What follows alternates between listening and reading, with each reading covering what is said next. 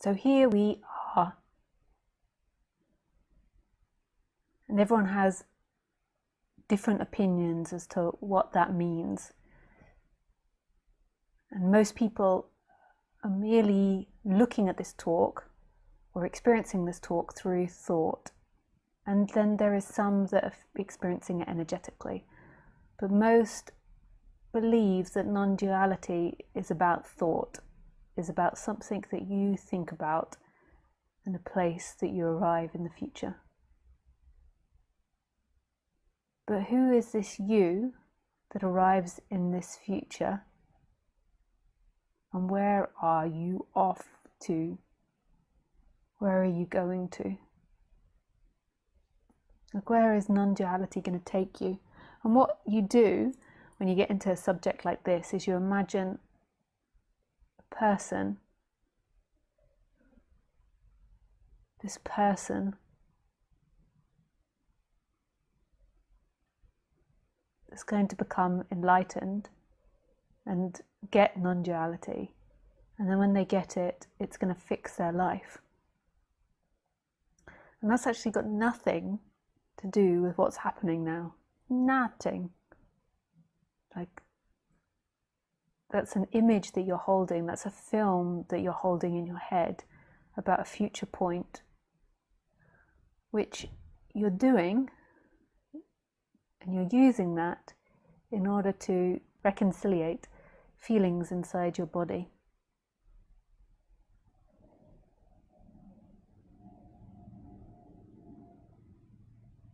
So you're feeling something inside your body, and then you're using your imagination to try to fix those feelings, to try and sort it out. And this is an unconscious process. So as you sit there and have these different feelings in your body, these thoughts appear naturally, organically, to try to equalize everything. Because when you feel out of control of this moment, you feel like there is a problem in this moment, then imagining a better future and a better moment is relaxing. But that's not what this is pointing to. This isn't pointing to you using that as an imagination to help you for the future. This is pointing to something that's already here, that's about this moment and is beyond thought. It doesn't go into a timeline. That is what we call seeking. This momentum into time,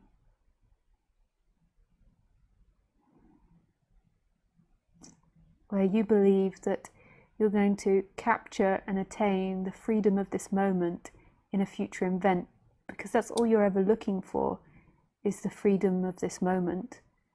But you look for it in a timeline, you look for it in future, you look for it in events,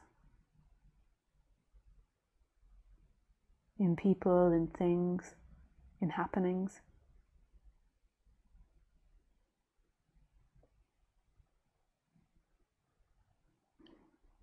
And it's not something that you get, because who is this you that you take yourself to be? You is always an imagination in time.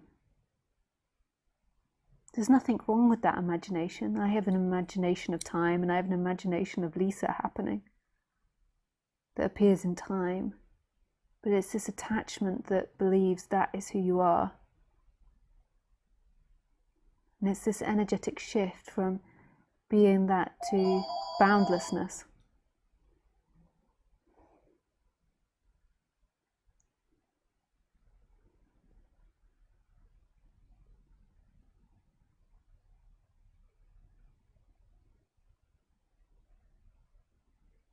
So there's nothing wrong with an appearance of a person. It's just this energy that says that's me, and that energy that makes it feel like that person is looking.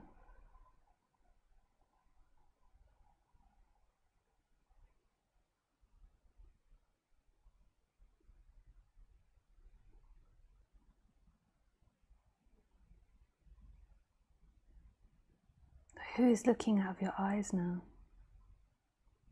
It's never that person.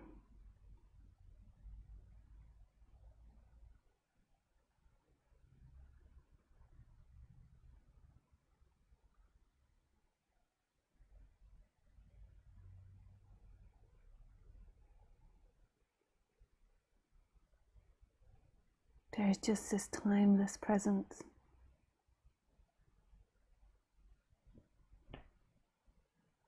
And this person comes and goes in that. It's not who you are, it's not an experiencer. When there's identification with that, you always feel limited. You feel like you are something that is a size. You are someone that's in relationship. And it's not mental, it's energetic. You feel limited and small. You feel like you're in relationship with the world.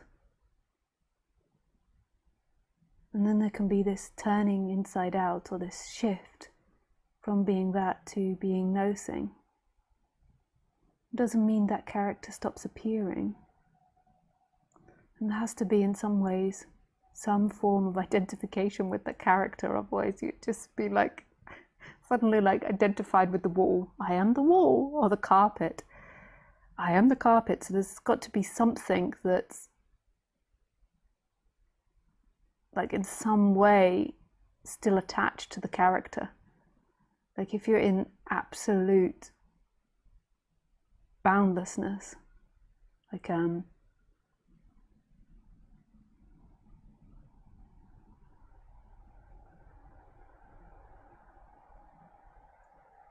the absolute, you don't even know who you are or where you are or anything. So there has to be some form of identification or attachment, or something that sticks together consciousness and this body. Otherwise maybe this body would collapse and die. But it's no longer that character is the experiencer. That character is an experience.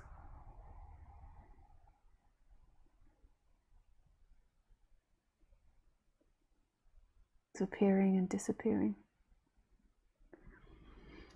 And this subject isn't about the character becoming unconditioned, without any habits.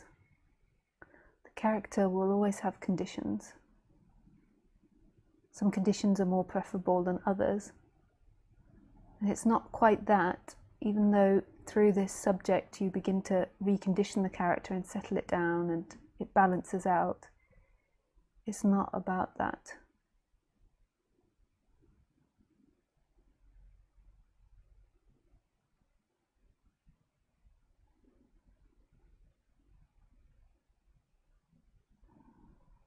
Body is conditioned. It's conditioned to speak English. Your body's conditioned to speak your language, like the conditionings of Italian or French or German or African, Indian. It's conditioned in its family line, has conditioned responses. So it's not quite that. We kind of think that the conditioning will be emptied out. It will be reduced more than likely, but it's actually the detachment from that. That is not the experiencer. The experiencer is this boundlessness, this freedom. So right now, on one level I could say Lisa is speaking, and that's what I would tell people. You know, like just to be regular. Like in one way it's Lisa speaking. And Lisa speaks through her habits and conditions. So she's influenced apparently by her teachers that she's had in the before, like Sir Roger Castillo, Ramesh, Nisargadatta Maharaj, who are the main teachers, Tony Parsons, Nathan Gill, all men. So she's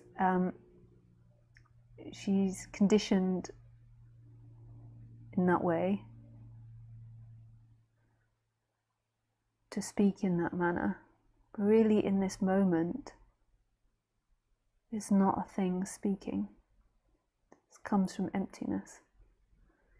So the reality is that it all comes from emptiness.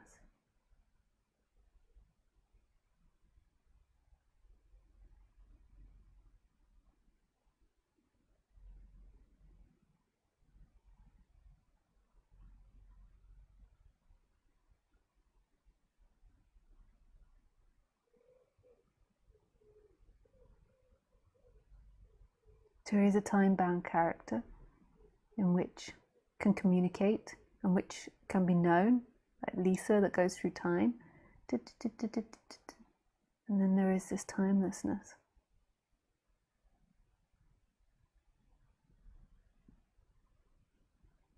Which everything is appearing from, which isn't separate from this moment.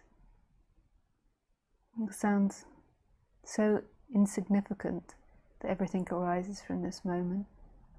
When you really see it, it's such joy, such freedom. This moment is so free and loves its expression. Like, so we think that the wall comes from the past. This is a fly. The fly comes from the past. And we're always associating everything through stories, but really in this moment, it's all coming from now. Now is empty and full simultaneously. So you could also say there is a consciousness, this awakeness, and this sense of being, this amness. So consciousness and amness.